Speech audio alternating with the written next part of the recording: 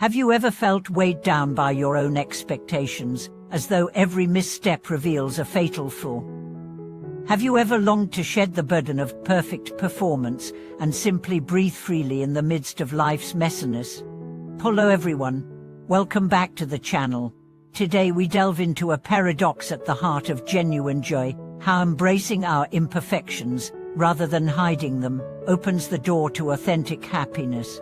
In this video, we'll explore how accepting our flaws fosters self-compassion, how vulnerability deepens our connections with others, and how the occasional stumble becomes the fertile soil for growth and wisdom. Picture a potter at her wheel, shaping a vessel with great care. If the clay is pressed too hard, it cracks. If too loosely, it collapses. Only by finding the balanced tension between form and fluidity does a beautiful pot emerge, imperfections and all. In much the same way, our lives take shape, not by erasing every rough edge, but by learning to cradle our cracks as openings through which light and insight can enter. When we rigidly pursue an ideal of perfection, whether in our work, our relationships, or our own character, we create a relentless inner tyrant that never sleeps. Every mistake, no matter how small, triggers shame and self-reproach. Over time, this inner critic can become so loud that we lose touch with our innate sense of worth. But what if we dared to turn toward our shortcomings with curiosity rather than condemnation? What if each misstep became an invitation to greater awareness and kindness? Consider the example of Riko, a software developer in Tokyo renowned for her meticulous code. After a critical bug slipped through her tests and caused a major outage, she fell into a spiral of self-doubt, convinced she had failed everyone.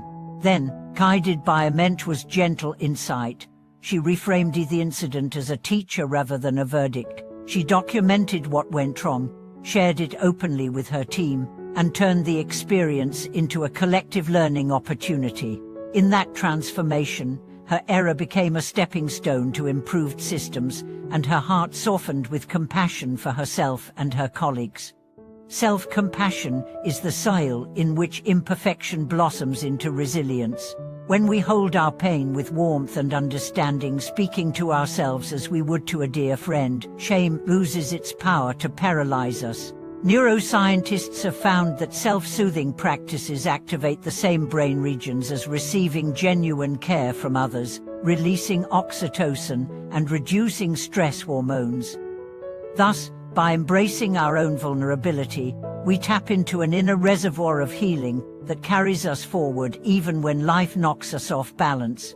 In relationships, vulnerability acts like a bridge connecting hearts. We tend to hide our flaws, our anxieties, our regrets, our unpolished edges, out of fear that others will judge or reject us. Yet paradoxically, it is precisely this openness that invites deep intimacy. When we share our struggles, we give loved ones permission to see us fully and to share their own burdens in turn. Together, we weave a tapestry of mutual support that sustains us through life's inevitable storms. Let's revisit Eiko's story. When she owned her mistake, her team responded not with blame, but with gratitude for her transparency. They rallied to diagnose the issue, implemented safeguards, and celebrated the improved reliability of their system.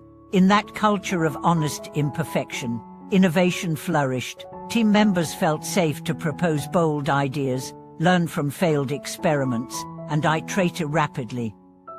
Their shared motto became, experiment, fail, learn, repeat. On a broader scale, societies that honor imperfection cultivate creativity and progress. Silicon Valley's fail fast ethos recognizes that breakthrough innovations often emerge from early missteps. In artistic circles, the Japanese aesthetic of wabi-sabi finds beauty in asymmetry, impermanence, and roughness. Philosophers from Rousseau to Thoreau have celebrated the humble, the untamed, and the incomplete as gateways to authenticity. By integrating these perspectives, we learn that imperfection is not a curse, but a wellspring of originality and truth. In practical terms, How can we invite imperfection into our daily lives? Start by noticing the stories you tell yourself when things go awry. Replace self-criticism with phrases such as, "This is difficult right now," or "I'm doing the best I can." Practice sending yourself a silent gesture of kindness, a hand on the heart, a soft sigh, a moment of mindful breathing. In conversations, share one small struggle with a trusted friend and invite their perspective. At work, propose a lessons learned, eating, where everyone openly discusses what went wrong and what can improve. Over time, these small acts of acceptance reshape your inner landscape. You discover that mistakes are temporary events, not indicators of fundamental inadequacy. You learn to navigate challenges with curiosity, asking, "What can this teach me?" and find that each answer reveals new depths of skill and character. You cultivate a spacious heart that holds success and failure in equanimity, welcoming each as part of the rich tapestry of human experience. As this practice deepens, you may find that imperfection itself becomes a source of joy. You relish the quirks in your loved ones' personalities, delight in the spontaneous laughter that erupts from unplanned moments, and savor the sublime harmony of an unpolished melody. You realize that true happiness arises not from flawless performance, but from the interplay of anticipation, surprise, and shared humanity.